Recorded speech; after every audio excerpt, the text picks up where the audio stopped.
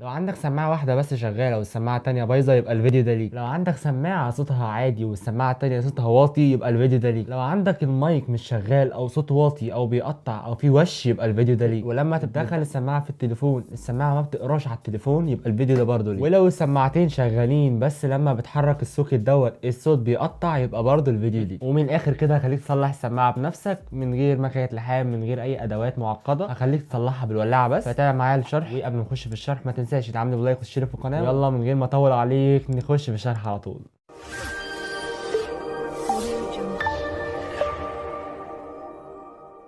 طيب السلام عليكم ورحمه الله، اهلا بيكم في فيديو جديد. وفكره فيديو النهارده زي ما قلت في اول الفيديو ازاي اصلح سماعات الهاند فري وبكل مشاكلها. باذن الله مش هتطلع من الفيديو ده غير وانت مصلح السماعه بتاعتك. بس قبل ما نخش في الشرح ما تنساش تدعمني باللايك وتشترك في القناه وتفعل زر الجرس علشان استمر تنزيل فيديوهات. ويلا بينا نخش في الشرح. قبل ما اقول اي حاجه عايز اقول كلام مهم جدا. اول حاجه انا عامل تقريبا سلسله كامله مكونه من 5 اجزاء لتصليح سماعات الهاند فري، وفي الفيديو ده هحاول ارد على التعليقات اللي كانت بتجيلي من الفيديوهات دي. بس عايزك قبل ما نخش في الشرح تعرف ان كل المشاكل اللي انا قلتها في اول الفيديو دي حرفيا حلها واحد بس، هو اللي احنا نغير السوكت ده. وان شاء الله اعرفكم ازاي السوكت ده بيتغير في الفيديو. وطبعا ما لقيتش سماعات بايظه علشان اصلحها قدام الكاميرا، فجبت سماعه شغاله هقطعها وابوظها واصلحها تاني قدام الكاميرا. اول حاجه زي ما انتم شايفين كده السماعه اهي، وهنقطعها كده بالمقص من الجزء ده بالطريقه دي كده. نسيت اعرفكم هي شغاله ولا لا. صح، طب هنجربها. هسمعكم اول حاجه الفرده دي. المايك اهو. الفردة التانية.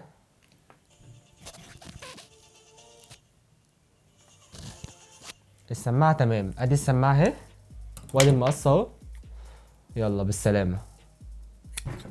طيب بعد ما بوظنا السماعه بالطريقه دي هوريكم طريقه التصليح بقى اللي انتوا داخلين الفيديو علشانها. طيب ركز معايا، كل المشاكل اللي انا قلتها في الفيديو هي علاجها ان انت تغير الجزء ده من السماعه، الا وهو المسمى بالسوكت. الجزء ده لازم يتغير من السماعه ايا كانت المشكله. يعني انا برجع وبقول لثالث مره ايا كانت مشكله السماعه لازم تغير الجزء ده. طيب دلوقتي السماعه بتاعتك غاليه ايا كان نوعها، فانت هتشتري سماعه رخيصه وهتقص منها الجزء ده، لان سماعتك الاوريجينال الجزء دوت بايظ منها، فانت هتجيب سماعه تانية ارخص منها علشان تاخد منها الجزء ده وتركبها في السماعه الاوريجينال. فدي طريقه. الطريقه الثانيه هتشوف اي سماعه بقى بايظه من عندك بس يكون فيها الجزء ده شغال. طيب هتعرف منين؟ هيكون باين من الشكل هو اللي هيكون باين منه. فبعد ما عرفت مشكله السماعه بتاعتك وعرفت طريقه حلها، دلوقتي هنيجي لطريقه التركيب. طيب بعد ما عرفتكم في اول الفيديو ان انا مش هستخدم ادوات معقده ولا مكنه لحام ولا اي حاجه، هعرفكم ازاي تربطوا السلكين دول بالولاعه بس زي ما قلت في اول الفيديو. طيب وان شاء الله الناس اللي غاويه لحام وبتفهم في اللحام والكلام ده هنزل لكم جزء تاني بعد الفيديو ده على طول هشرح لكم فيه طريقه تركيب السماعه او السوكت ده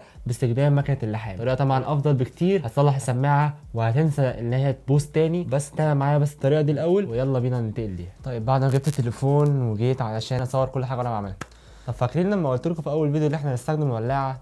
انا بقى مش لاقي ولاعه، فانا جبت بدلها كبريت. فدي اللي هنقشر بيها السلوك. اول حاجه هنقشر السلوك بيها.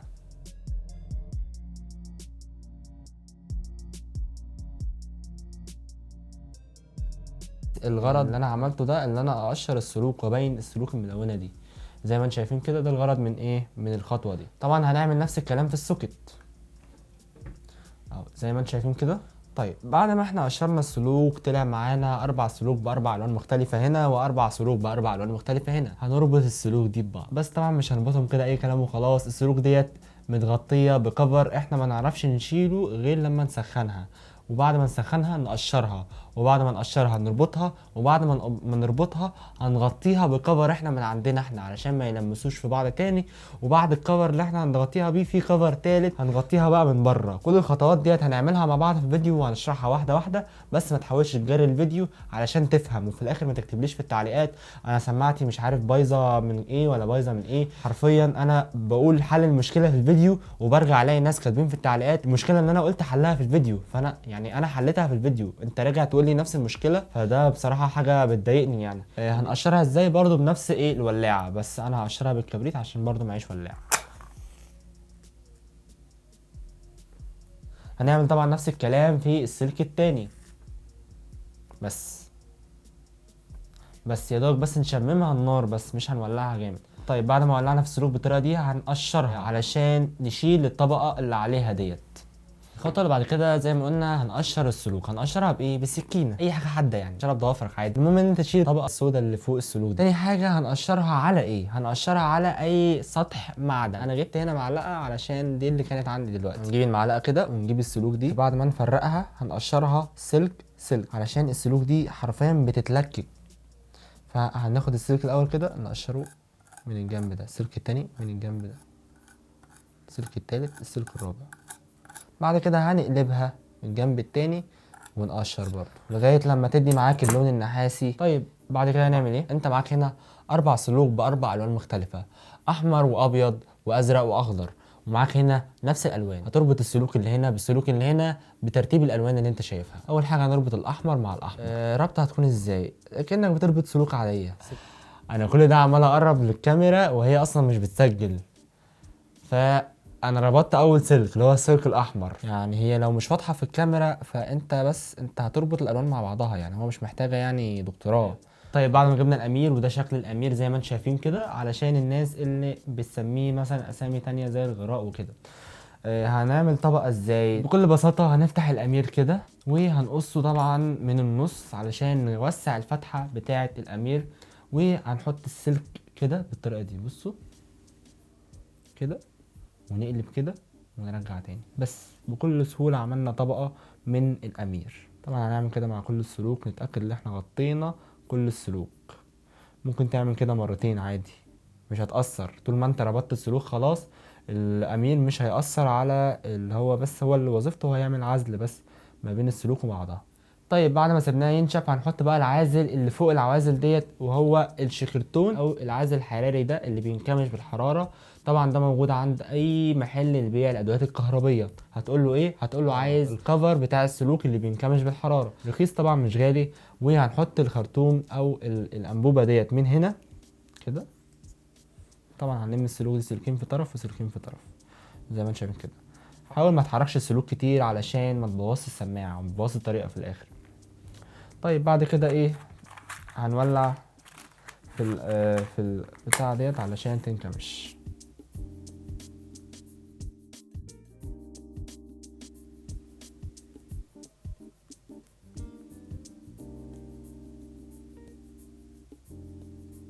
كده احنا صلحنا السماعه بعد ما بوظناها. طبعا هنيجي لاخر حاجه وهي التجربه.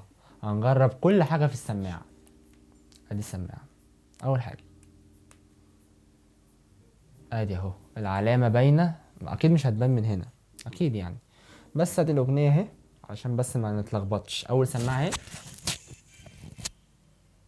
تاني سماعه اهي. طيب الزرار بتاع السماعه يا رب تكون باينه بس. وادي مسجل الصوت شغال، يا رب تكون باينه. الو سي سي سي سي مسجل الصوت شغال. السلام عليكم ورحمه الله، اهلا بيكم فيديو جديد. ان شاء الله بالطريقه ديت السماعه هتعيش معاك، وكل ما هتبوظ انت خلاص عرفت ازاي بتصلح، انت بقى هتصلحها بمعرفتك. ولو عجبك الفيديو ما تنساش تشترك في القناه وتفعل زر الجرس وتدعمني باللايك علشان انزل فيديوهات اكتر واكتر. وباذن الله بفكركم ان انا هنزل جزء تاني للناس اللي بتحب وغاويه الحام، وهنزل لكم جزء بمكنه اللحام. جزء طبعا هيبقى افضل من ده بكتير لان هو الطريقه ذات نفسها احسن من الطريقه دي بكتير، هتخلي السماعه تعيش اكتر. بس انا بعرف لكم الطريقه دي للمبتدئين، الناس اللي معهاش مكنه لحام وما بتعرفش تلحم اصلا. بس هي دي كانت الطريقه، والسلام عليكم ورحمه الله.